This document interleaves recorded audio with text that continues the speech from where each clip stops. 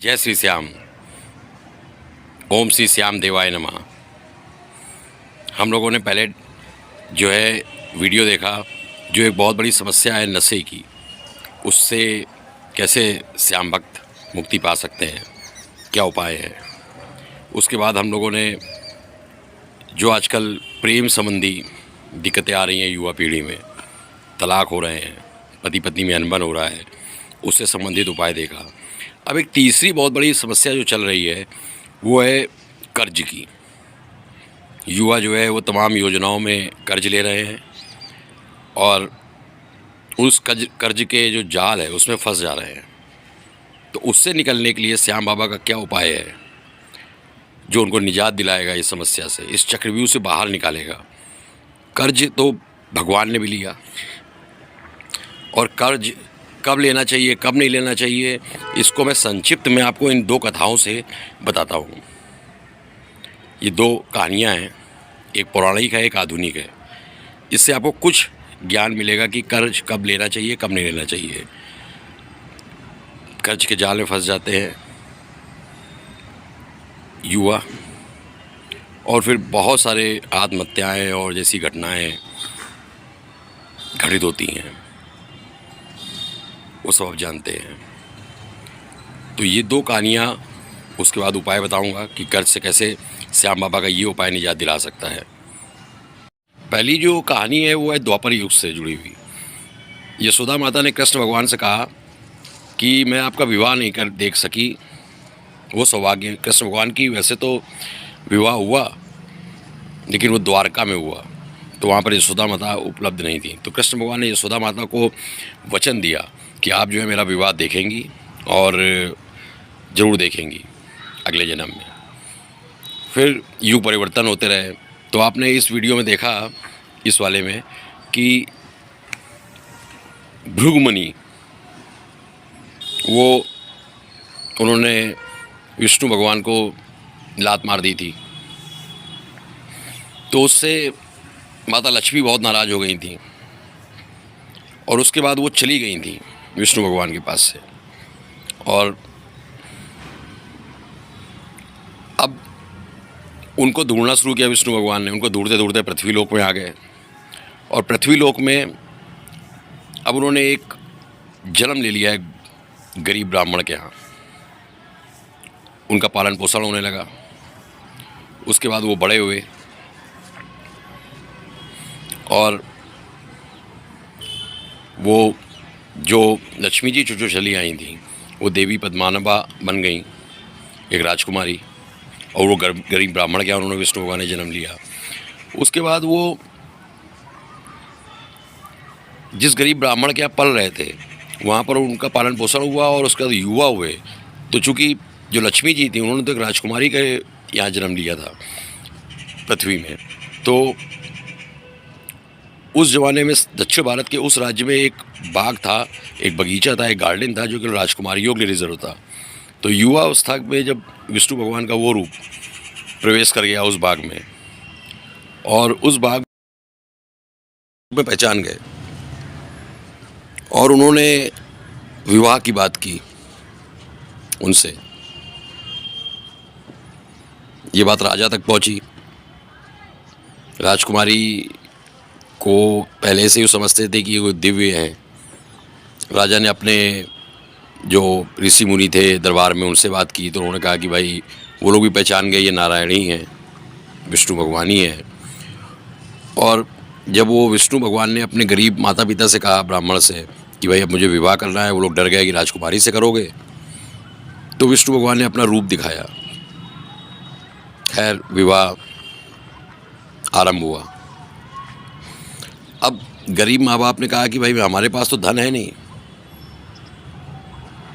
ये विवाह तो चल रहा है, वहाँ लक्ष्मी जी भी खड़ी हैं पद्मानाभा देवी के रूप में, और विष्णु भगवान भी खड़े हैं, राजा भी है।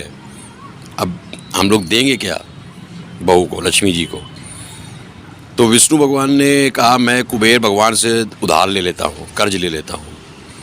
और कुबेर भगवान आए और उन्होंने कर्ज दिया विष्णु भगवान को। तो देवी लक्ष्मी वहीं खड़ी थी। उन्होंने कहा कि भाई आप ये कर्ज उतारोगे कैसे? तो अब विष्णु भगवान बोले आप किस लिए हो? तभी कहते हैं कि कोई जो नारायण की सेवा करता है, विष्णु भगवान की सेवा करता है, जो भी दान पुण्य करता है, श्री कृष्ण भगवान को करता है या खाटू श्याम बाबा को करता है, उसको लक्ष्मी जी दुगना तिगुना करके वापस करती हैं। तो ये एक उद्देश्य के द्वारा विवाह उद्देश्य के कारण ये ऋण लिया गया था। तो कर्ज जो है वो किसी उद्देश्य, किसी उत्तम उद्देश्य से, किसी लक्ष्य को प्राप्त करने के लिए अगर लिया गया है तो हमारा उसका पौराणिक महत्व भी है और वो मान्य है। उस केस में भगवान भी मदद करते हैं किसी के विवाह के लिए, किसी के इलाज के लिए या किसी व्यापारिक कार्य के लिए, बिजनेस के लिए। अब एक दूसरी कहानी है जो आधुनिक काल की है। ये 28 जनवरी 1865 की है, जब लाला लाजपत राय का जन्म हुआ पाकिस्तान में। तो उनके माता पिता ने इतने धनवान नहीं थे माता पिता। तो एक बार लाला लाजपत राय जब बचपन में अपने स्कूल गए तो वहाँ सब बच्चों ने प्लान बनाया कि पिकनिक में चलना है। सब लोग अपने घर से बिस्कुट, टॉफ़ी, जो भी कुछ है सब लेके आए, हलवा, पूड़ी। तो लाला लाजपत राय जो है वो अपने घर पहुँचे। वहाँ उन्होंने अपनी माताजी से कहा कि भाई कुछ मंगा दो, बिस्कुट विस्कुट या पूड़ी उड़ी बना दो घी की, तो पिकनिक में लेकर जाऊं। अब माताजी ने कहा कि भाई देखिए मेरे पास तो धन नहीं है कि मैं कुछ मंगा दूं। आपके पिताजी शाम को आएंगे तो उनसे पूछते हैं। यहाँ पर तो बस घर में खजूर पड़े हुए हैं, खजूर ले जाना पिकनिक में। लाला लाजपत राय अपने पिता का इंतज़ार करने लगे बाल अवस्था में। तो कथाएं सुनने पशु पक्षी भी आ जाते हैं, चिड़िया, प्रकृति। तो शाम को उनके पिताजी आए लाला लाजपत राय के, और उनकी भी जेब खाली थी। तो उन्होंने कहा कि मैं पड़ोसी से कुछ पैसे उधार ले आता हूँ और तुम्हारे लिए कुछ बिस्कुट का और केक का इंतज़ाम कर देता हूँ। तो जो होनहार, जो ब्रिलियंट बनना होता है जिनको, वो छोटे से ही उनके शब्द बड़े ही अनोखे होते हैं। लाला लाजपत राय ने अपने बचपन में ही कहा पिताजी से, आप झूठी शान दिखाने के लिए उधार मत दीजिए, मैं खजूर ही ले जाऊंगा जो माँ के पास रखे हैं सूखे हुए, जिनको हम छुआरे कहते हैं पिकनिक में। तो झूठी शान दिखाने के लिए कर्ज लेना उचित नहीं है। फिर लाला लाजपत राय ने ही पंजाब नेशनल बैंक की स्थापना की लाहौर में, पाकिस्तान में। जो पंजाब नेशनल बैंक हम लोग देखते हैं, पहली स्वदेशी बैंक थी पंजाब नेशनल बैंक। बाकी सब अंग्रेज़ों की थी जो उच्च ब्याज दर में, हाई इंटरेस्ट रेट में लोन देते थे, जैसे आज चाइना की कुछ कंपनियां कर रही हैं। तो पंजाब नेशनल बैंक कम ब्याज दरों में ऋण देने वाली पहली स्वदेशी बैंक थी भारत की, जिसकी स्थापना लाला लाजपत राय ने की थी। लाला लाजपत राय को बिपिन चंद्र पाल, बाल गंगाधर तिलक, तो लाल बाल पाल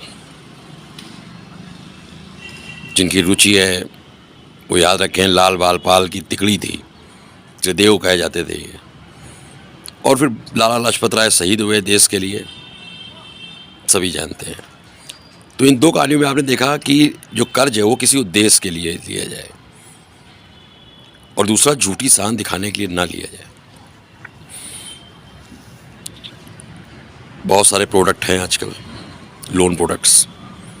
अब आ जाते हैं, अगर आप फंस गए हैं, निकल नहीं पा रहे हैं कर्ज से, एक कर्ज को हटाते हैं तो दूसरा कर्ज, क्योंकि इसका होता ही है, चक्रव्यूह होता है।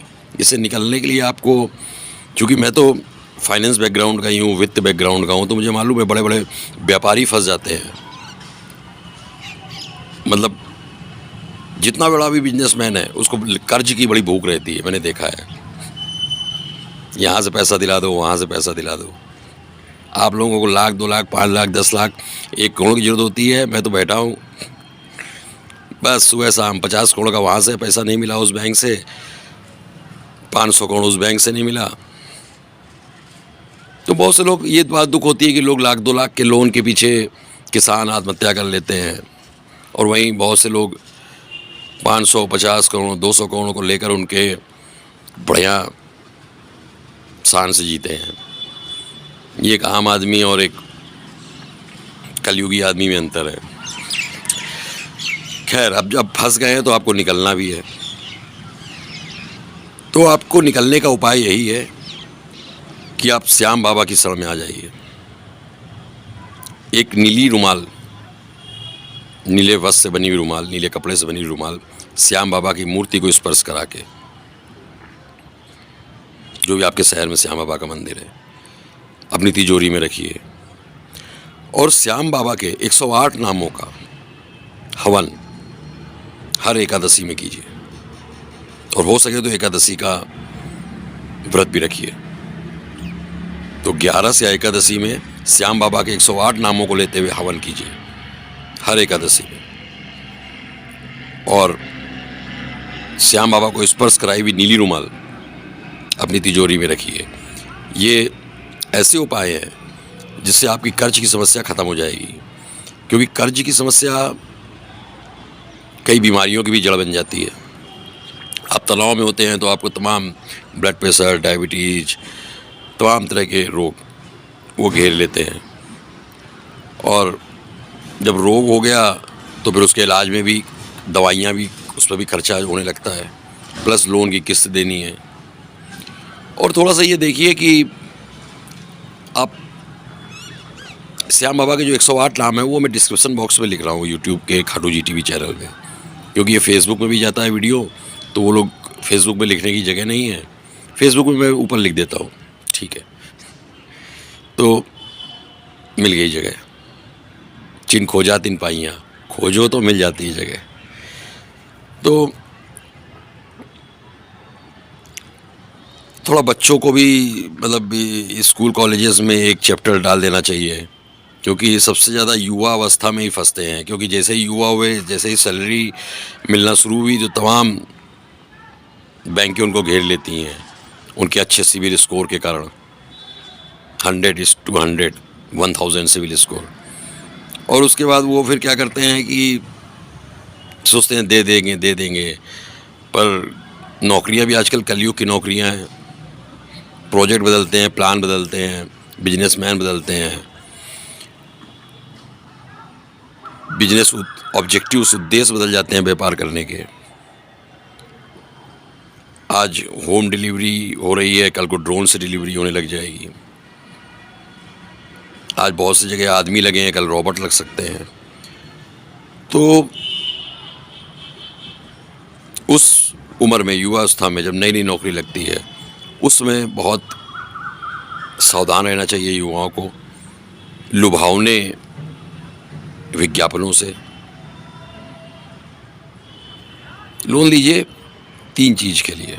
एक, किसी उद्देश्य के लिए कि आपको कोई शुभ कार्य करना है, विवाह, या आपको व्यापार करना है।